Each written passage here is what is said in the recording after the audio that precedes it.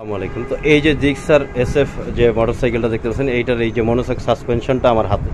তো কাস্টমারের কথা হচ্ছে যে বাইকটা যখন চালায় ওই জন্য যে গর্তে যখন পড়ে তখন পিছন সাইডটা বাড়ি খায় বা নিচের দিকে ডেবে গেছে বারবার বলতেছে।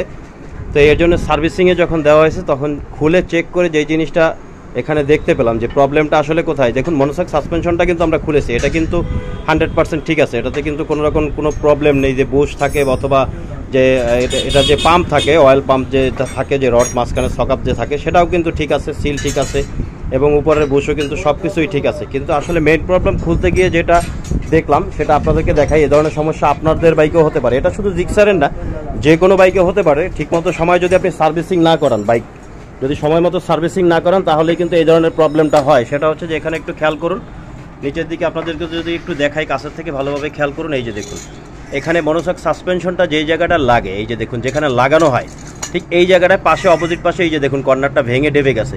মানে হচ্ছে এটা এই অবস্থায়, কারণ দীর্ঘদিন তিনি কিন্তু সার্ভিসিং করাননি, এই ময়লা কাদা অবস্থায় বাইকটা চালিয়েছেন, যার ফলে যেটা হয়েছে যে এই যে চ্যাসিস থাকে এটা জং ধরে মরিচা ধরে কিন্তু এটা এই যে এখান থেকে ডেবে গেছে। মানে যখনই বাইকটা চালাতো, ডাবলিং চালাতো, যখন লোড দিত তখন কিন্তু এটা আস্তে আস্তে নিচের দিকে ডাবতে থাকতো।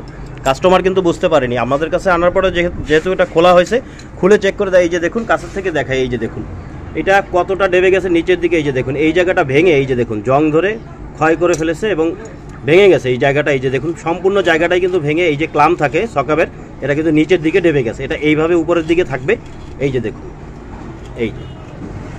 এইভাবে অবহেলা করলে কিন্তু আপনার বাইকেও হতে পারে। এই চ্যাসিসের সমস্যা কিন্তু যে কোনো মোটরসাইকেলে কিন্তু হতে পারে, শুধু এই জিক্সারের কথা না, এটা যে কোনো বাইকে হতে পারে। এই যে দেখুন এখান থেকে সম্পূর্ণ চ্যাসিসটা এই যে দিক থেকে ক্ষয় হয়ে ভেঙে এই যে দেখুন এখানে ছিদ্র হয়ে গেছে। এটাকে সমাধান কি? এটা সমাধান হচ্ছে এটাকে এখন খোলা হবে, খুলে বের করে পরিষ্কার করে এটাকে যে গ্রিল ওয়ার্কশপের দোকান থাকে সেখান থেকে ঝালাই করে সুন্দর করে এটাকে আবার সেট করে এই জায়গায় এনে যেটা শেপ থাকে সেই শেপে এনে এটাকে আবার সেট করা হবে। তো এটাকে প্রথমে খুলে বের করবো, বের করে আপনাদেরকে আবারও দেখাচ্ছি।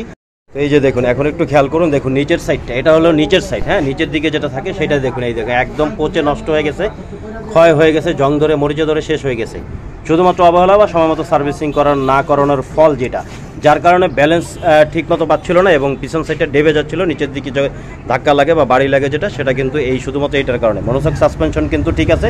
এই যে দেখুন মনোসক সাসপেনশনটা যে ডেবে যেত বা নিচের দিকে বাড়ি খেত, সেটা হচ্ছে এই যে দেখুন এখানে যে সেন্টার থাকে মনোসক সাসপেনশনটা লাগানো থাকে, এটা কিন্তু নিচের দিকে ডেবে গেছে। এই যে দেখুন এই দুই পাশ থেকে খেয়াল করে দেখুন, এই যে দেখুন এটা কিন্তু এই যে ডেবে গেছে।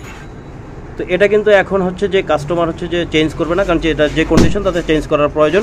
যেহেতু রিপেয়ার করাবে, এটাকে রিপেয়ার করানোর জন্য পাঠানো হবে। রিপেয়ার করে এটার যে মাপ থাকে মাপ মতো এটাকে সেন্টার করে তুলে তারপরে কিন্তু এটাকে আসলে লাগানো হবে। এই যে দেখুন নিচের দিকটার অবস্থা, এই যে দেখুন নিচের সাইডটা সম্পূর্ণটাকে রিপেয়ার করা হবে, রিপেয়ার করে এটাকে লাগানো হবে। তো এটাই আপনার সাথে শেয়ার করা ছিল যে আপনারা কখনোই সার্ভিসিং করানো নিয়ে অবহেলা করবেন না, বা এগুলো যখনই ওয়ার্কশপে যাবেন বাইক নিয়ে যাবেন তখন অবশ্যই চ্যাসিসটাকে চেক করাবেন।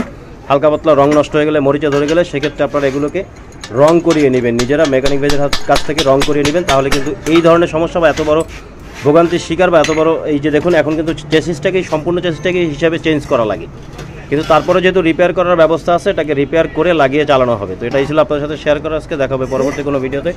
সে পর্যন্ত ভালো থাকবেন, সুস্থ থাকবেন, খোদা হাফেজ।